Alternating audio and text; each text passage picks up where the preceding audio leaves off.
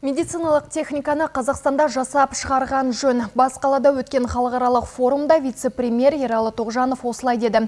Үкімет шетелдік компаниялармен келіссөздер жүргізіп, медициналық құрал жабдықтар дайындайтын кәсіпорындар ашу тетіктерін қарастырып жатыр. Өйткені медициналық техниканың локализациясы сырттан сатып алынғаннан гөрі тиімдірек. Халықта диагностика, ем алу үшін сыртқа шығып сандалмайды. Жалпы пандемия бұл саланы жаңа технологиямен жабдықтаудың қаншалықты маңызды екен көрсетті. Сондықтан медициналық қондырғылармен қамту басты бағыттардың бірі болып қала бермек.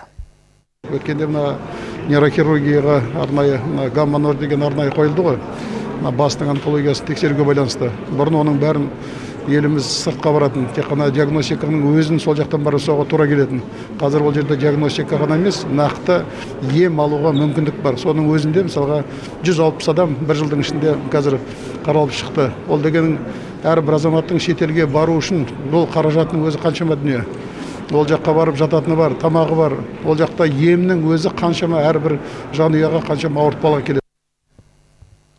Ералы Тоғжанов бастаған делегация медициналық техникаға арналған көрмені ашты. Мұнда отандық және шетелдік компаниялар фармацевтикалық өнімдер мен медициналық құрал жабдықтарын қойған. Ал жақын шетелдерден келген ірі кәсіпорындар Қазақстанмен әріптестікке дайын екенін мәлімдеді.